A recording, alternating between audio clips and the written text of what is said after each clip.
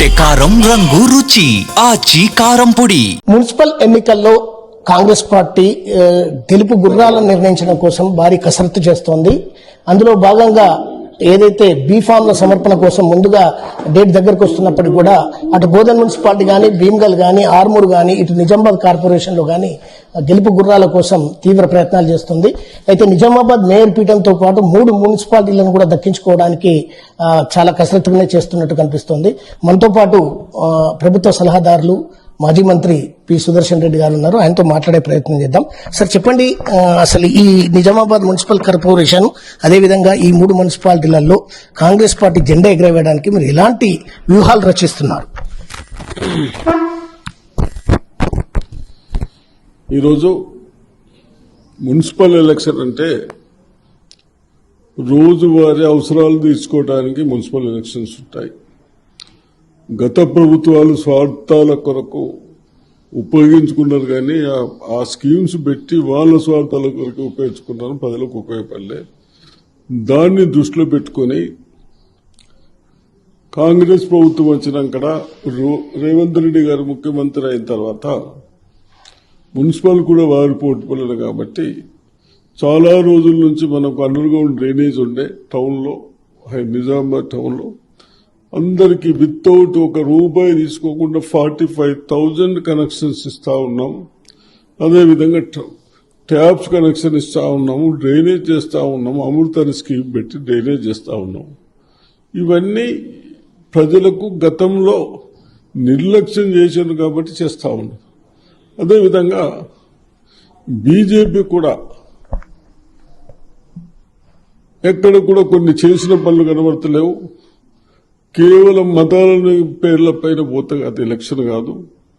ప్రజలని మభ్యపెట్టుకుంటే ఓట్లేసుకున్న కరెక్ట్ కాదు. కాబట్టి ఇవన్నీ దృష్టిలో పెట్టుకొని మేమందరం ప్రజలకు ఒకటే అడుగుతున్నాం. మేము ఇవన్నీ చేశాం.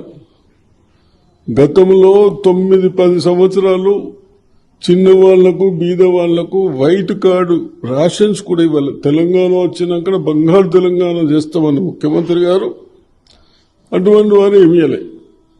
మేమందరం ఎలిజిబిలిటీ ఉన్న వాళ్లకు 9 లక్షల ఇది వైట్ కార్డ్స్ ఇచ్చాం. అదేవిధంగా ఆ రోజుల్లో ప్రజలు మనకు 35-35 రూపాయలకు 35 రూపాయలు में 1 किलो चावल गिरता था.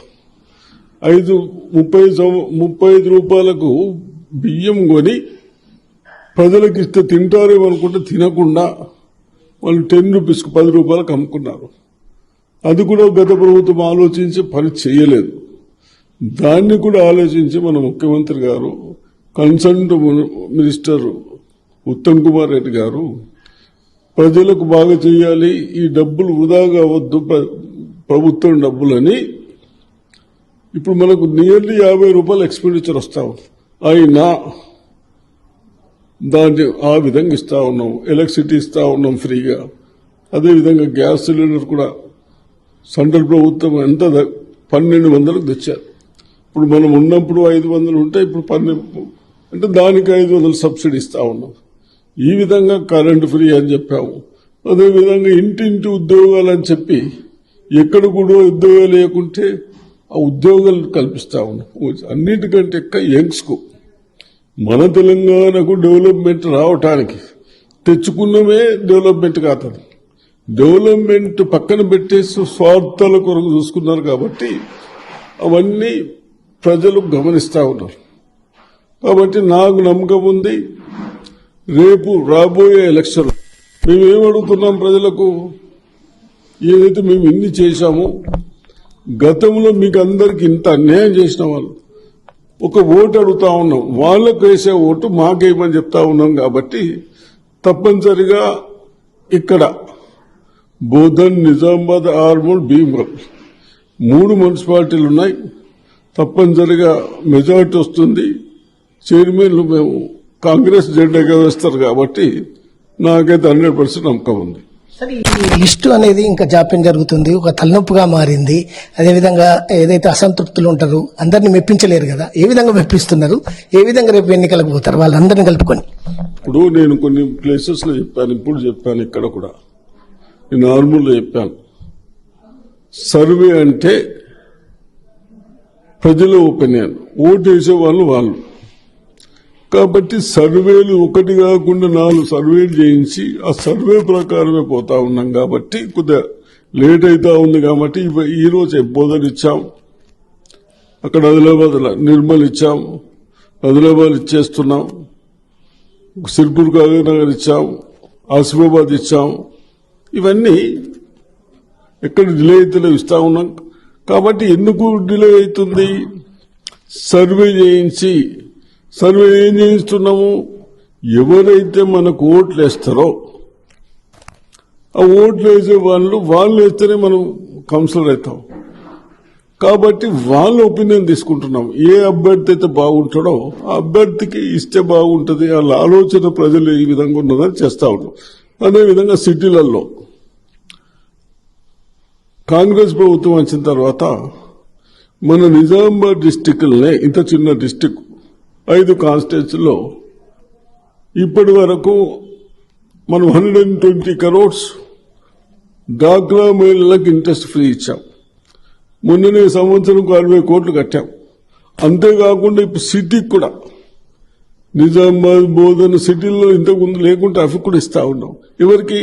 డాక్రా సంఘాలకు. డాక్రా సంఘాలకు మొన్న 15,000 పర్సన్స్ మెంబర్స్ కు, నా మహిళా సోదరులకు వాళ్ళకి ఇంట్రెస్ట్ ఫ్రీ లోన్స్ ఇచ్చాము. ఈ విధంగా మనం డెవలప్మెంట్ దృష్టిలో పెట్టుకుని మహిళలు కూడా ఇంకా బాగు చేయాలి, వాళ్ళ కుటుంబాలు బాగుపడాలనే ఉద్దేశంతో అన్ని స్కీములు చేస్తా ఉన్నారు. కాబట్టి రేవంత్ రెడ్డి గారు కానీ, కన్సల్ట్ మినిస్టర్స్ కానీ తప్పనిసరిగా కాంగ్రెస్ ప్రభుత్వం బాగా చేస్తుంది. రేపు కాంగ్రెస్ వస్తుందని మాకు 100% వస్తుందని చెప్తా ఉన్నాం. ఆరోపణ చేస్తున్నారు, అంటే సోషల్ మీడియాలో కానీ ప్రెస్ కానీ. మొన్న అరవింద్ గారు ఏదైతే కాంగ్రెస్ పార్టీ నుంచి మేయర్ అభ్యర్థి 8 కోట్లు కట్టించిన మేము అప్లికేషన్ ఇచ్చి మున్సిపల్ కమిషనర్కు కంప్లైంట్ చేసి మరి ఆయన నో డ్యూ సర్టిఫికేట్ ను అధికార దుర్వినియోగం చేసి తీసుకునే క్రమంలో మేము ఆపి ఇప్పుడు మున్సిపాలిటీకి రాకముందే, పీఠాన్ని కైవసం చేసుకోకముందే మేము దీన్ని తీసుకున్నామని చెప్పేసి ఆయన ఆరోపణ చేస్తున్నారు. అసలు దాని మీద ఏంది సార్ మీ వివరణ? ఎవరు బెదిరికం కాదు, గొప్పలు చెప్పుకునేవాడు వాడు ఎప్పటి నుంచో ఉన్నారు. కోర్టు వెకెట్ చేశారు. నేను 6 months కిందనే రివ్యూ చేశాను.